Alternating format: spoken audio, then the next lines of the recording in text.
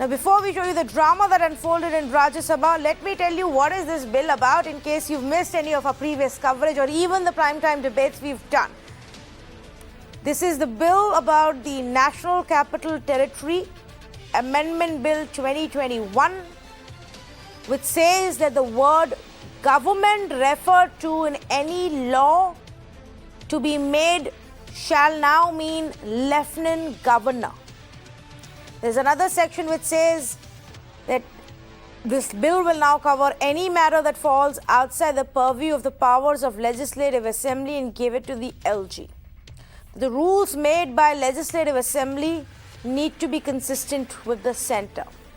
That the Lieutenant Governor's opinion to be obtained before any decision, any executive decision by the Council of Ministers is implemented. It's essentially a bill about who controls the national capital, who has what power, about what segments. And the big fight, of course, is with the centre saying that this bill is needed to provide clarity and to enable the Lieutenant Governor to exercise the powers which are written for him. But the Delhi government and the Aam Aadmi Party says, and several opposition parties back them on this, that this bill simply takes away the powers of an elected government in the national capital and put it all in the hands of a Lieutenant Governor or the centre. The session today in the Rajya Sabha was adjourned 4 times before it was finally adjourned for the day. All of this happened as soon as this bill was tabled in the upper house, and after that, absolutely no business took place. Take a look. Now this Government of National Capital Territory of Delhi Amendment Bill 2021, Shri G. Kishan Reddy to move a motion for consideration. इस पे आपकी notice है माननीय संजय जी, ये motion move होने पर फिर आपके उस पे प्लीज माननीय एलओपी कुछ कहना चाहते हैं, प्लीज माननीय एलओपी कुछ कहना चाहते हैं, प्लीज आप बैठ जाएं। किसी तरह का कोई पोस्टर हाउस में न दिखाएं, हाउस के नॉर्म्स के खिलाफ है। प्लीज बात कीजिए, प्लीज माननीय एलओपी वो है सर। कम संजय जी आप जो नोटिस दे उनको बात करने के लिए दीजिए। मैं 2 शब्द कहना चाहता हूं इसके बारे में। ये बिल जो बहुत ही गंभीर और डेंजरस बिल है, खास करके जो इलेक्टेड रिप्रेजेंटेटिव्स है, मोशन मूव कर रहे हैं, इंट्रोड्यूस कर ले रहे थे ना, इंट्रोडक्शन प्लीज, हम इंट्रोडक्शन। माननीय सभासदों, माननीय उपसभापति जी,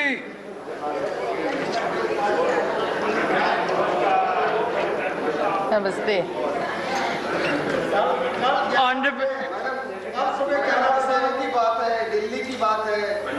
Okay, honorable members, the House stands adjourned till 5:40 p.m.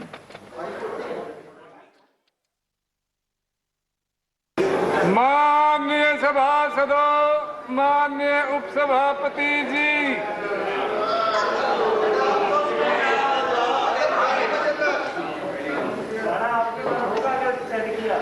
Honorable members, the House stands adjourned till 5:50 p.m.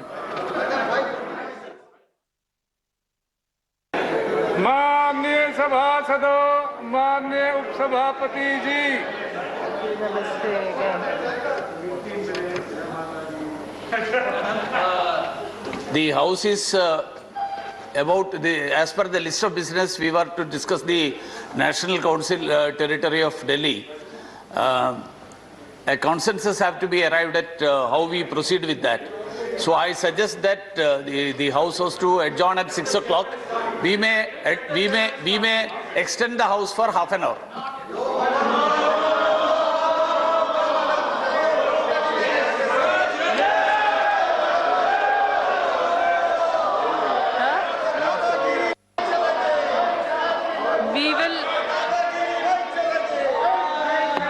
In view of the fact that the seniors are speaking and consulting, we will adjourn the House till 6:10 p.m.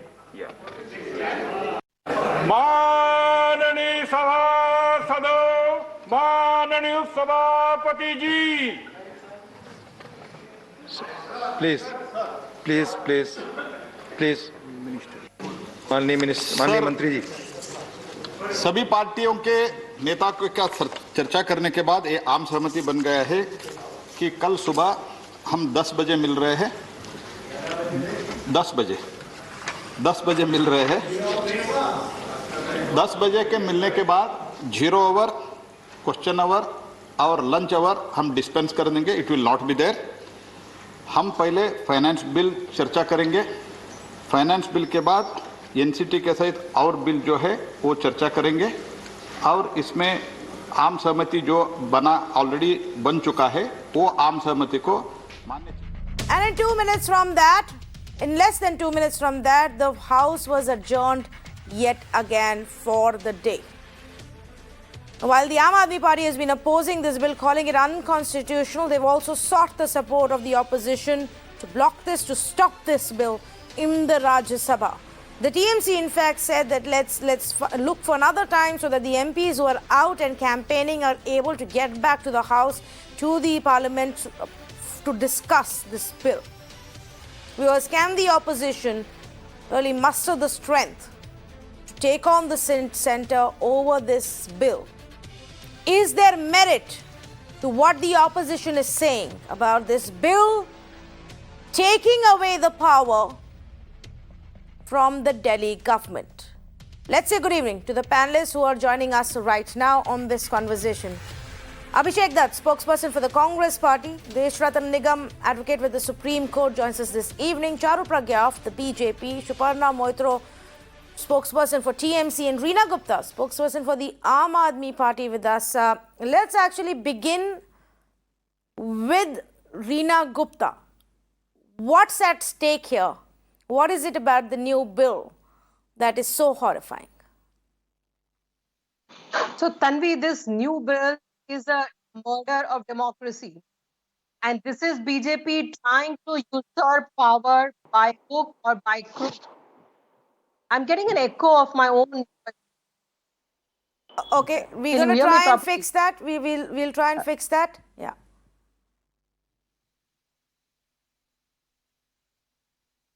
Yeah, so this is basically.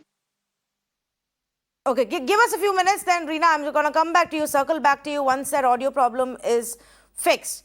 Let me bring in Charu Pragya from the other side. The BJP in the center says this clarifies on the powers. So, what confusion are we seeking to clarify from this, Charu?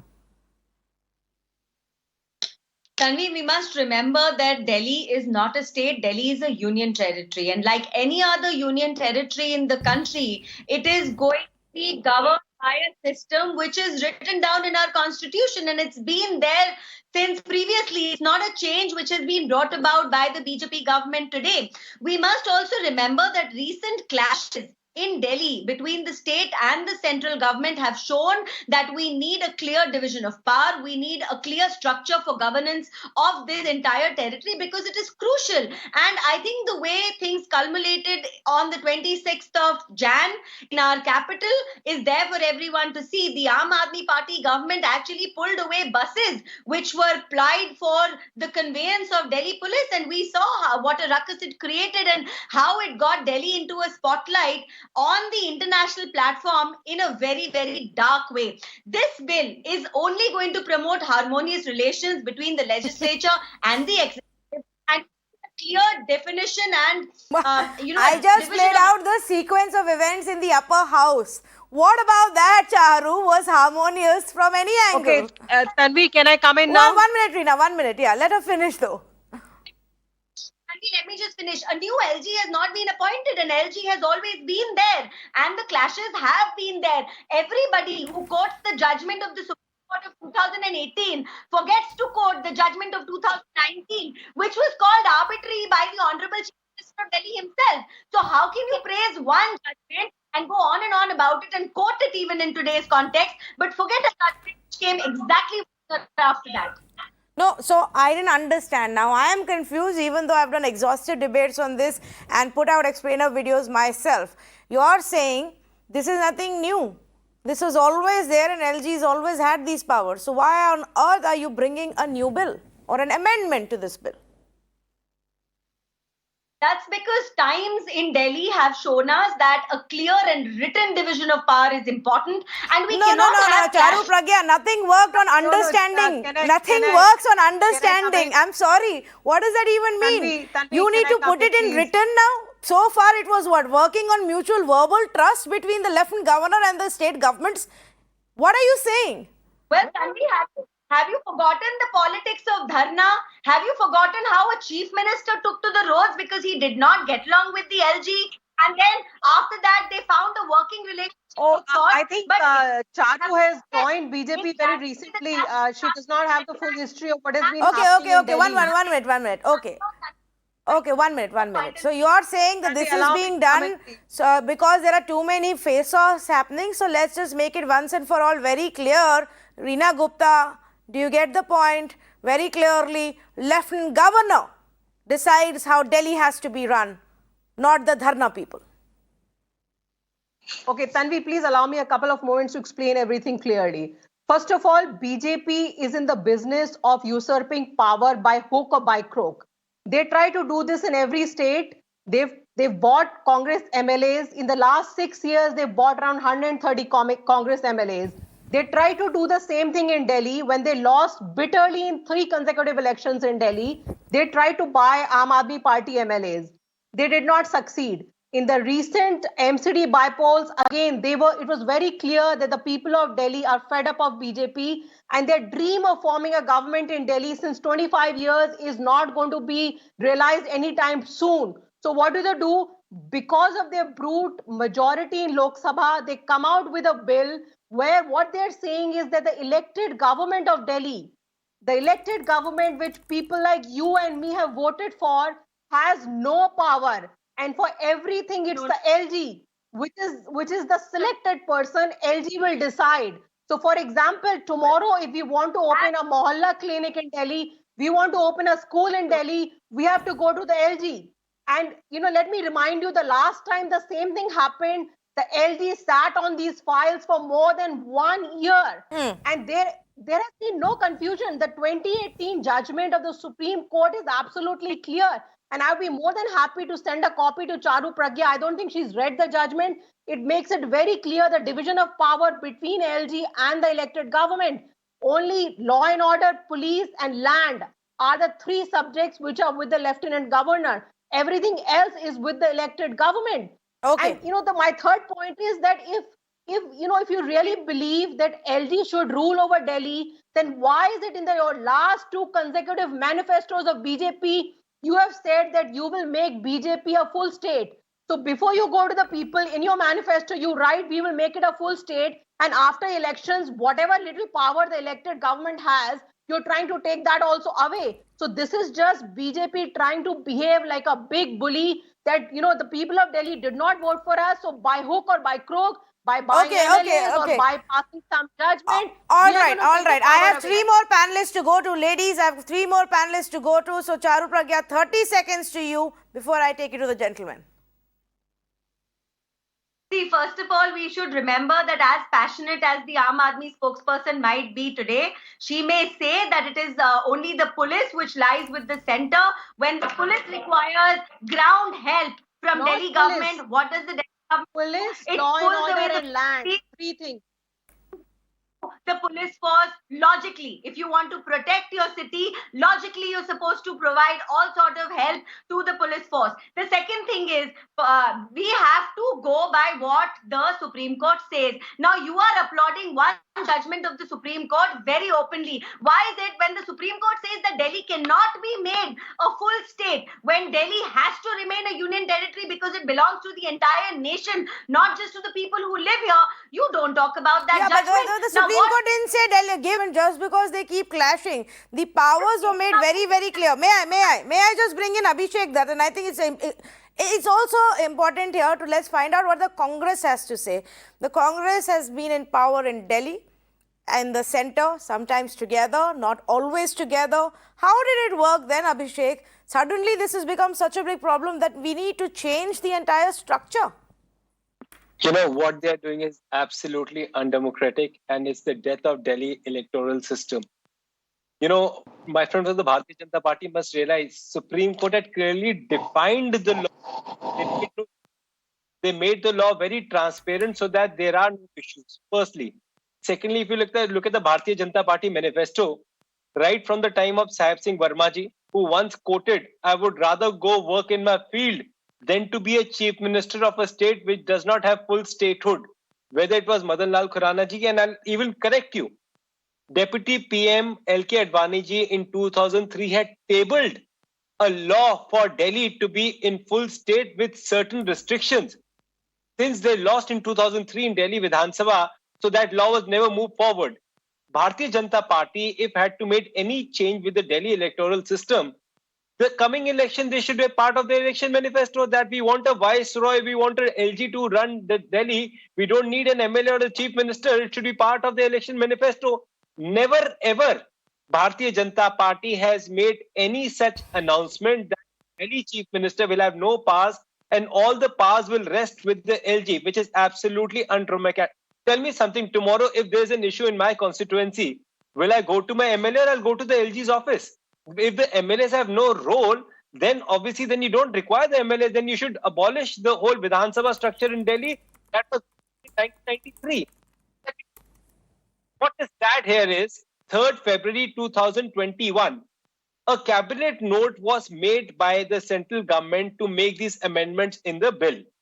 For almost 51 days, entire Aam Aadmi Party, including the Honorable Chief Minister, their Rajya Sabha Member of Parliament, all their spokesperson, never ever they uttered a single, disagreement towards this bill.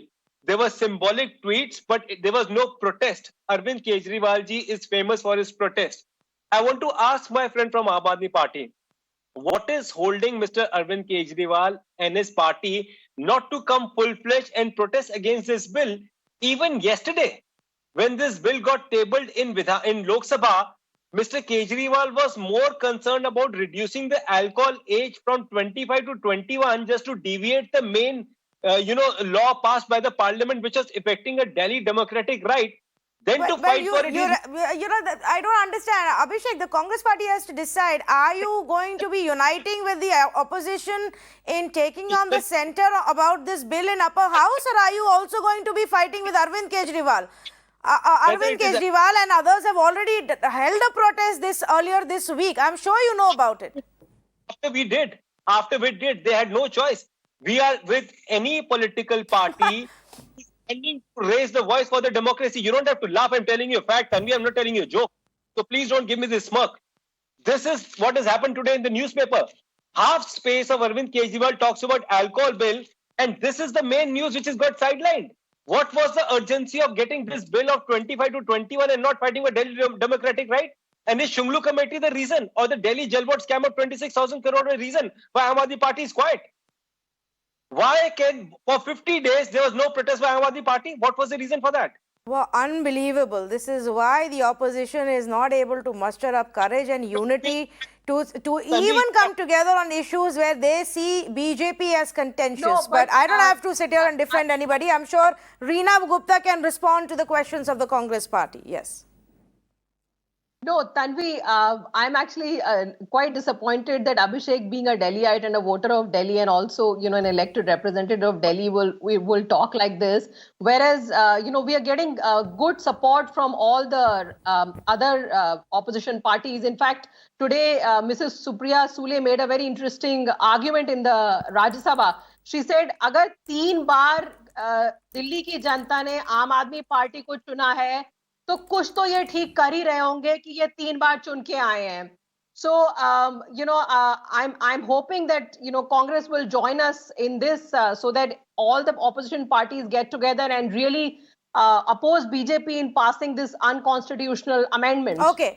Before I go across to Mr. Moitra, I want to bring in Desh Ratan Nigam on this. Mr. Nigam, Charu Pragya says that while Aam Aadmi Party is openly quoting the 2018 verdict, they forget the 2019 one that also refers to the argument and the aspect about full statehood.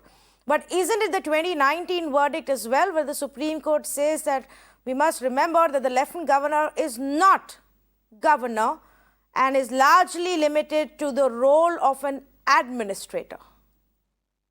Yes. In fact, let me tell you, there are two judgments here. 2018 judgment was a 5-judge constitutional bench judgment where they laid down the broad principles. And then they referred it to a 2-judge bench for specific issues. And the 2-judge bench passed a judgment where they dealt with specific issues, 6-7 issues, and they said which will belong to which side. Now, they were very clear that the administrative control over the services would remain with the center, and hence there is a clause here which says about the inquiries about day-to-day administration cannot be done by the assembly or its committees. So it is in consonance with that 2019 judgment. Secondly, the whole issue is that the Delhi got its power through the act of an amendment in the constitution, and therefore Parliament has power to amend it. It's the wisdom of the Parliament to amend it or not to amend it. Secondly, why this process was taken up? This was taken up on account of the 2019 judgment where the observation was that there are ambiguities, and they asked the central government to remove those ambiguities. They did not themselves remove those ambiguities because they did not want to get into the legislative domain. And therefore, the central government initiated through a legislative process of the Parliament. So constitutionally, it's a process which is constitutionally viable, and it cannot be held to be ultra-vires to the constitution. Now, if we come to the specific points that people are raising, there was already a power under 239AA, subclause 4, which gave power to LG to reserve any matter. Now, there itself is an ambiguity. And I'm very clear, the ones which fall under the legislative competence of the Assembly and the Government of Delhi will remain with them, except the role of the LG would be of check and balances. You don't expect LG would be, interfering in everything, but it is a check and balances. For example, in the case of Delhi Police, when the buses were taken away from Delhi Police, these are the situations, I think, where the LG's role will come into the picture, both as an administrator, as you rightly pointed out, or as a friend, philosopher, and guide. To guide also the Delhi government, because these are very senior level IAS officers. Generally, the LGs have been. And therefore, I don't see any kind of a conflict. Yes, if somebody wants to misuse it, there is a possibility. I'm not saying there could be a possibility, but every law is open to misuse. But we expect that it will be, implemented in letter and spirit, and the Delhi government has the powers. No powers have been taken away. Please remember, they have the. So let me clarify one thing with you, because Mr. Nigam, you mentioned Article 239AA, where you say that subclause 4. Okay, which provides the Lieutenant Governor or gives him the authority to get into an issue or that he deems fit. Would that be correct of what you said? Yes. Okay. Because he can reserve any matter. It says any matter. But the Supreme Court verdict also said that it has to be clearly stated that requiring prior concurrence of Lieutenant Governor would absolutely negate the ideals of representing governance and democracy conceived for the NCT of Delhi by Article 239AA. If the idea of Article 239AA is to give that power to an elected government, then why add to that confusion or change that structure by now giving those powers to the Lieutenant Governor? See, the elected government is not like an elected government of a full state. Please remember that. So this is subject to certain limitations. It's a union territory, basically. And therefore and like the governor is the head or the president is the head of the state, LG is the head of this union territory government. So that is the only change that they have brought it when they say LG means government. So he is the head of the, like the president, he is the head, and everything goes through him because it's a unique status of the Delhi. Not that any powers have been taken away. Please remember, no legislative powers of the assembly have been taken away, except there is a process of checks and balances, for which I gave you an example of a Delhi police where buses were taken away from where they were in active duty. Tanvi, can I come in now? No. And therefore, 1 minute, and yes. therefore, let me again tell you, every law which has been made in India has been misused, but there is nothing written that this law will be misused. Okay, Nowhere in okay, the law. fine. Whether it will be used or misused is a completely, yes, futuristic conversation that we don't need to get into. Reena Gupta, I will ask you to wait for a few more minutes. Let the TMC spokesperson also bring in his views. He's patiently waited for 24 minutes. Mr. Moitra, the argument by the BJP is, what's the point in just saying that Lieutenant Governor only has powers over police or public order when the Delhi government then doesn't enable the police to do its job? You don't give them buses to go and do their job. So at the end of it, you have to holistically look at what's good for the national capital. Ms. Shukla, the leader of the Trinamool Congress in the Rajya Sabha, Mr. Derek O'Brien, had written a letter to the chairman of the Rajya Sabha requesting him to postpone any discussion because all the members of parliament of the Trinamool Congress, they are busy campaigning here, and it is only appropriate that such an important discussion, it's not only about the power of the LG or the chief minister. This is a very, very important discussion which should, and the people, the representatives in parliament should be allowed to participate. Having said that, the Bharatiya Janata Party, we are not very surprised. I'm not a lawyer. I'm not going to get into the legal aspect. I'm not a lawyer, so I'm not qualified to speak on the legal part. But let us speak on the entire philosophy of the Bharatiya Janata Party. The philosophy of the Bharatiya Janata Party is to trample all the democratic voices in the country with the brute power that they enjoy in the parliament. And the overt feeling that they try to communicate is that we are trying to do good for people, and the covert aspect is that they are a power hungry party, so they would like to do that. So all the things they would like to have under their control. If the governments are elected in any part of the country also, they will lure them through RBI, and if they fail to lure them through RBI, they will let loose the ED and CBI. This has been what the BJP stance is all about, Ms. Shukla. Okay, I also want to tell our viewers that TMC has actually asked that, this conversation, the discussion in upper house be postponed until their MPs can make it to the upper house. Reena Gupta, you wanted to make a point, and then Charu can respond to everyone. Yeah. So Tanvi, when we elect our representatives in Delhi, it is so that they can take care of our day-to-day issues. Now, for example, if there is a water problem in my area, if there's a school problem in my area, where will I go? I will go to my elected representative. I will not go to LG. That is point number one. Point number two, we saw the same thing happening. The LG is directly controlled by the Home Minister. And the same thing was happening earlier before the 2018 Supreme Court judgment, that the the sole work of the LG was to stop anything which the elected government of Delhi was trying to do, be it trying to open schools, be it trying to open hospitals. He sat on every file for months and for days. So it is only because of this that we went to Supreme Court to get this clarity. Now tell me, I want to ask the honorable lawyer on this panel, tomorrow, if I want to open new schools in Delhi and the LG sits on that file, what am I supposed to do? Where am I supposed to go? So there was no reason to bring out this amendment at all, except for BJP trying to usurp power through the back door, because they do not have the guts to contest elections in Delhi and come to power in Delhi. Can I answer that? Yes. Okay, one by one. Let the BJP answer the part about they don't have the guts to come back to power. Well, the point is, one can see how it may play down with the BJP, Charu Pragya. 3 elections, and you've not managed to capture it, despite the fact that all the MPs in Delhi are of the BJP. Well, Tanvi, how a state election and a union election run out is a completely different debate, and we can talk about that at another time. But I would request the Aam Aadmi Party spokesperson to actually read the bill. And can I remind her I have that read you the bill, are Charu. still everything. Please do not disturb me. I actually like coming on Mirror now over each other. So let's maintain that.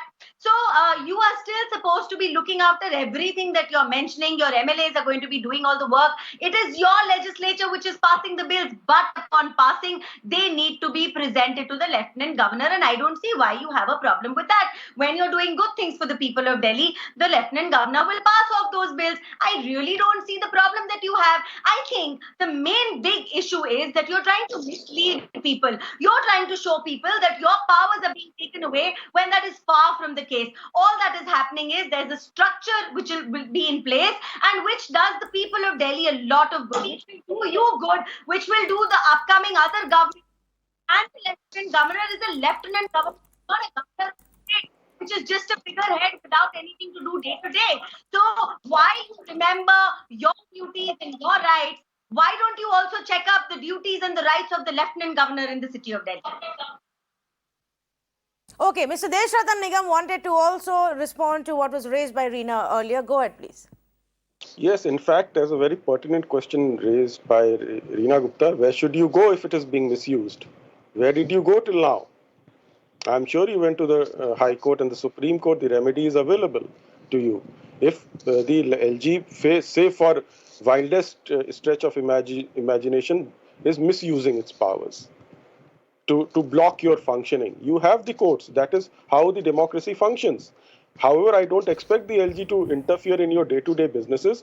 None of the legislative powers have been taken away. It is just the fear-mongering which is being done. And I'll give you another example. We all remember during the pandemic times, the chaos about the immigrant workers who were there, and the way they were pushed to the border and the UP was forced to take them in buses.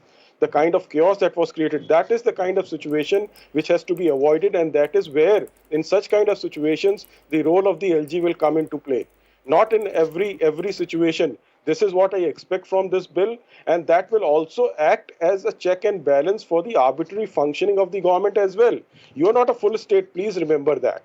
You are in a unique position or extraordinary position where you have powers, but it is subject to checks and balances. If you have issues and problems, the courts are open for you like any other state or any other place. So that would be also the argument to say, well, if the BJP thought there was lack of clarity on what the Supreme Court verdict suggests, or not enough clarity on who controls what, they could have gone back to the Supreme Court. Now, let me answer that. Let me answer. It's very important to answer that. Yes. Because it is the Supreme Court itself, the two-judge bench asked the government to clarify. It is not the government, it took it on its own. Please remember that. They did not want to get into the legislative domain because this involved the legislative functions of a parliament, because it came through the amendment of the that particular act of the constitution in the parliament. So the Supreme Court, and it's good that the Supreme Court is not entering into the legislative domain. Okay. It is only there for the interpretation of the laws, whether it is constitutional or not, which is a very good thing. Okay, for the Supreme Court. To the point that Charu was making, and Reena, you can come in here, but instances of why would LG want to legitimately sit on your good schemes, I can, from the top of my mind, think about two examples that I remember, and you can add to that. One, of course, was the example of regularization of, guest teachers that became a big issue. The other one, of course, was the issue of Mohalla clinics, a project and a model that's actually worked, in Delhi. And the back and forth and the face of that happened between the two sides then. So I can understand it, but perhaps, Reena, you can add to this list of schemes of yours that ran into hurdles and delays. Tanvi, I have numerous examples. Mohalla Sabha, CCTV cameras, guest workers. I mean, I have several examples where the LG has sat on these files for months and for months. It's very easy for our dear advocate on the panel to say that please go to court.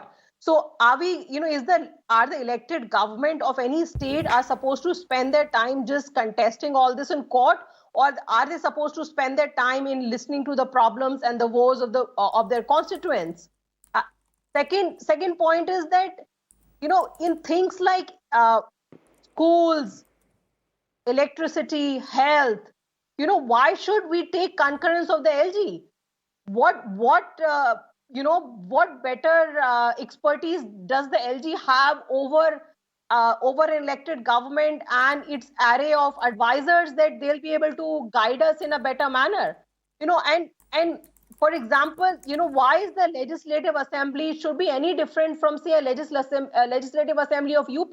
So tomorrow, if the government of UP wants to pass some sort of new project or scheme for UP, and they're told, no, first you take concurrence of the governor, why should they do that? I mean, the elected representatives should be the same in both the states. I can understand if you say that law and order and police and land, because it is also a national capital, so the central government should have some control over that. But besides those three subjects, everything else, the elected government of the Legislative Assembly should have the full powers. Okay. Abhishek Dutt, do you agree with that? Do you agree with largely that this has been the concept and there is no point in touching or tweaking that system? Or like Desh Ratan Nigam says, the Supreme Court left that decision for more clarity of powers to the government and let the government then bring in the legislation? No, absolutely. In one line, I like to say this rule means the government is LG, which is absolutely unfair. As a layman, if you speak to anyone, they easily say this rule is just to take over the state of Delhi, that Bharatiya Janata Party is losing back to back. And especially after the last municipal by-elections where Bharatiya Janata Party could not even open their account, it's a very clear face-off. Also, what I would want to present to you is, all the opposition parties are together on one fact that Bharatiya Janata Party in whichever state, whether it is Pondicherry, Madhya Pradesh, Rajasthan, TMC or West Bengal or in Delhi, they are trying to destabilize democracy, which is absolutely not acceptable by anyone. The good part, the speech by Manish Tiwari in the Lok Sabha was retweeted by the official handle of Aam Aadmi Party. So it is very clear that what Bharatiya Janata Party is doing, Congress is absolutely against any such bills that destroy the democratic powers of any Delhiite. At the same time, we would want Aam Aadmi Party to come more aggressive on this. We have to make sure that bill is not passed in the Rajya Sabha. The Aam Aadmi Party may want to respond to that of how Congress seems to be a lot more aggressive than what you are doing. No, we are very glad, Tanvi, that they're with us on this. All opposition forces have to unite so that BJP does not act like the big bully and try to do what they did with the farmers' bill, which was passed in an illegal manner by a voice vote. I hope they don't try to do this again with this when it comes up in Rajya Sabha tomorrow. Yeah, the Aam Aadmi Party, if they really want this to be challenged, will need the support of every single opposition party in the upper house, where obviously they're not present in very great numbers. And Suparna Moitra, if this is a chance for the opposition to take on the BJP, then you all have to ensure that you get your act together, get all your people in. Otherwise, it's just going to be another of those instances from farm laws to CAA, where the opposition cries foul but is unable to even get its people to vote on it on time. Ms. Shukla, more than the BJP, we stand up for upholding the democratic values. And the BJP is authoritarian, it's fascist in its dealings. So we stand for democratic values and strongly against authoritarian and fascist party like BJP. Ms. Shukla. Okay, I am completely out of time on this conversation, so I'm going to thank all of our panelists for joining us right now. Viewers, here is the simple thing. And while a lot of these opposition parties may not have the moral high ground to say, well, this is being done to destroy democracy, to bring in some kind of authoritarian structure, because a lot of them, if given a chance, would also do the same to remain in power. What is at the heart of this issue does indeed have merit. Do we want a structure in the national capital where a larger decision-making power, where the final word stays with the Lieutenant Governor, a man appointed by the center? Or do we want that power, especially when it comes to the schemes, to the government policies, to the implementation of these policies, to decide how to fight pollution, to decide how to fight COVID or any other pandemic, to decide how the development should take place, to decide on increasing the number of buses, to decide on putting in CCTVs, to decide on healthcare infrastructure or education? Should those decisions lie with the elected government and purely with the elected government, or end up at the doorstep of a lieutenant governor? By all means, legitimately, the parliament has the power in our country to bring in a legislation, and if there are enough votes, to pass it legally, constitutionally. They have the power to make these laws. These are also our elected representatives, our MPs who are sitting in the parliament to make these laws. But something must also be said. But what about those people in the national capital who are also choosing their MLA? What are they doing that for them? Think about it. Thank you so much for joining us on this conversation.